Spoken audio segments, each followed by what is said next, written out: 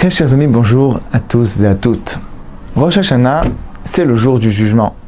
Le jour de Rosh Hashanah, on rentre dans la synagogue, après une longue prière, on a fourni un grand effort de concentration et naturellement on est fatigué. De plus, on nous sert en rentrant un bon repas de Yom Tov et toutes les raisons sont bonnes pour aller faire une petite sieste réparatrice. Alors nous allons poser deux questions. Premièrement, est-ce qu'on a le droit de faire une sieste le jour de Rosh Hashanah? Et deuxièmement, est-ce qu'on est tenu de se lever avant l'aube, avant le lever du jour, pour être réveillé pendant toute la journée de Rosh Hashanah? Le Talmud Yerushalmi nous dit que celui qui dort le jour de Rosh Hashanah, alors son mazal dormira pendant toute l'année. Ça fait un peu peur. Son mazal dormira pendant toute l'année. Qu'est-ce que signifie cet enseignement? Alors les commentateurs expliquent que celui qui dort, c'est-à-dire qui prend à la légère le jugement de Rosh Hashanah, alors de même on prendra à la légère les décisions qui seront prises à son propos le jour de Rosh Hashanah, le jour du jugement. De là, le Rama, dans le chapitre 583 de Or HaChaim, tire une halakha qu'il n'est pas recommandé de dormir pendant la journée de Rosh Hashanah. On ne dormira que la nuit, mais pendant toute la journée de Rosh Hashanah, on s'efforcera d'être réveillé sans faire de sieste.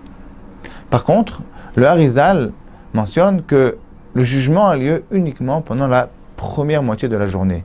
C'est le moment où on est à la prière, c'est le moment où on sonne le chauffard, mais une fois qu'on est rentré à la maison et que la mi-journée est passée, alors le jugement est déjà terminé et les anges qui sont responsables de faire monter nos prières et le son du chauffard là-haut ont entre guillemets déjà fait leur travail. On pourra l'après-midi de Rosh Hashanah se permettre de faire une sieste, évidemment sans la prolonger, mais de reprendre ses forces en faisant une petite sieste. C'est l'avis qui est retenu par la plupart des grands décisionnaires. Donc la halakha sera qu'on aura le droit de faire une sieste l'après-midi de Rosh Hashanah. Toutefois, pour celui qui a la force, c'est clair qu'il est recommandé, c'est positif, de immédiatement après le repas prendre son livre des psaumes, que ce soit à la maison, que ce soit à la synagogue, et lire des psaumes le jour de Rosh Hashanah, lire des Teilim, c'est une grande chose. Il existe des habitudes de lire 2 fois tout le livre des Teilim pendant Rosh Hashanah. Celui qui peut, c'est bien. Celui qui ne peut pas, l'essentiel, c'est de lire mot à mot, doucement, avec kavana, avec concentration, et même si on n'arrive pas à tout lire. Certains grands rabbanim qui, pendant toute l'année, avaient l'habitude d'étudier la Gemara et les Rishonim, les Poskim, laisser de côté leur limoud habituel, leur étude habituelle, et se concentrer sur leur livre de Teilim pour être sûr de ne pas perdre un seul instant pendant le jour de Rosh Hashanah, pour être sûr de ne pas avoir besoin de se lever, d'aller rapporter un livre dans la bibliothèque, de prendre un livre dans la bibliothèque. Lorsqu'on prend le livre des psaumes, on s'assoit et on lit, il n'y a rien qui nous dérange, et donc c'est ce que faisaient ces grands sages. Ils prenaient le livre de Teilim et ils lisaient les psaumes pendant Rosh Hashanah.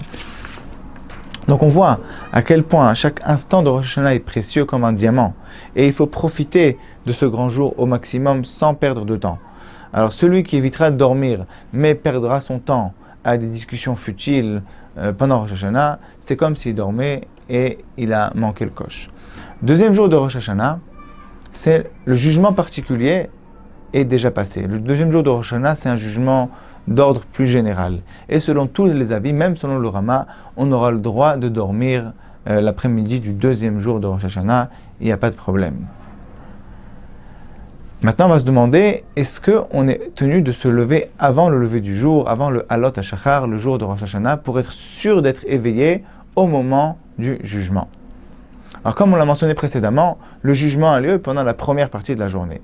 Et donc, le Kaf HaChaim et le Ben Ishraï tirent un enseignement d'ici, qu'il n'est pas bien donc de dormir pendant la première partie de la journée. Il est même préférable de se lever avant le début du jour, quitte à dormir l'après-midi, plutôt que de dormir le matin un peu plus tard, en faisant attention de ne pas dormir l'après-midi. Il est préférable donc de se réveiller plus tôt le matin. C'est d'ailleurs l'habitude de beaucoup de communautés séfarades en Eretz Israël, que le jour de Rosh Hashanah, on fait la tfila au netz, au lever du jour, pour être sûr déjà d'être réveillé dès l'aurore, dès le lever du jour. Toutefois, d'autres décisionnaires disent que la raison pour laquelle il ne faut pas dormir à Rosh Hashanah, c'est comme on l'a dit plus haut, parce que c'est un manque de respect, si vous voulez, pour le jugement de Rosh Hashanah. Or, quelqu'un qui dort la nuit et qui l'empiète un petit peu sur le matin, c'est pas un manque de respect pour le jugement. il continue à dormir. Donc dès le moment où il s'est réveillé, effectivement, il ne faudra pas se rendormir. Mais tant qu'on est encore endormi, on n'est pas tenu, selon la halakha stricte, de se réveiller avant l'aurore. On pourra continuer à dormir. Par contre, on fera attention de ne pas se rendormir. Puissions-nous mériter un jugement favorable et une bonne année à tous. Amen, Kenny Ratson, Shana Tova.